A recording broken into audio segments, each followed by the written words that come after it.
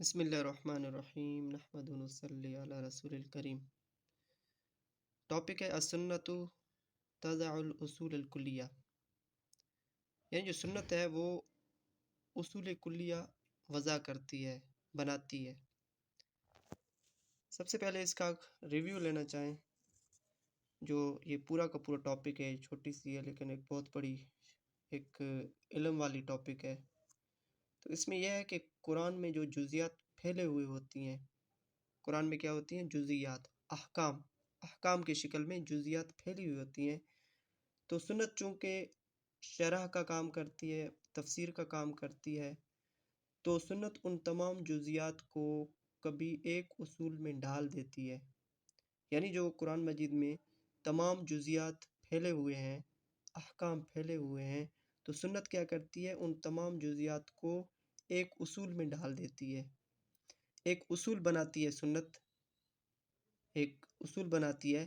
تو جو خاص ہم آیتوں کا یہاں پر مثال دیں گے، جن کے تحت سنت نے ایک اصول وضع کیا، وہ اس خاص آیت کے لیے اصول نہیں ہے، بلکہ جہاں جہاں اس طرح کے مسائل آتے رہیں گے وہاں پر وہ اصول کام کرے گا جو سنت نے بنائی ہے۔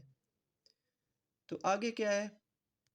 کیونکہ وہ بلک مطلق ہے، کیونکہ عام ہے، جو اصول بنائی ہے وہ عام ہے۔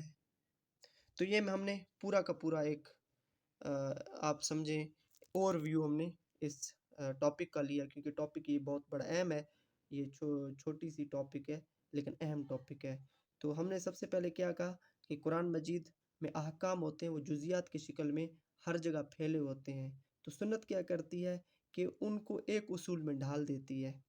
تو ابھی خاص احکام جو آیات ہیں ان کی بات نہیں ہو رہی، بلکہ وہ جو اصول بناتی ہے سنت ان آیات کے تحت، تو وہ جو اصول ہوتا ہے وہ مطلق ہوتا ہے، عام ہوتا ہے۔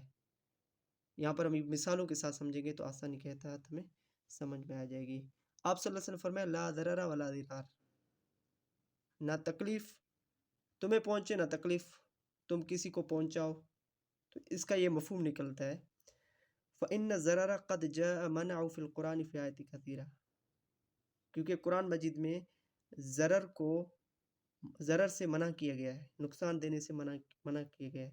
منہا قول تعالی لا تضار والدۃ بولدها ولا مولود له بولده، نہ تکلیف پہنچائی جائے ماں کو اس کے بچے کی خاطر، اور نہ باپ کو اس کے بچے کی خاطر، یعنی کہ نہ نقصان پہنچانا اور نقصان دینا، اور نقصان یعنی کہ کسی کو نقصان پہنچتا ہے اور کسی کو نقصان پہنچاتے ہیں ہم، یعنی مجھے نقصان پہنچا تو میں نے نقصان پہنچایا۔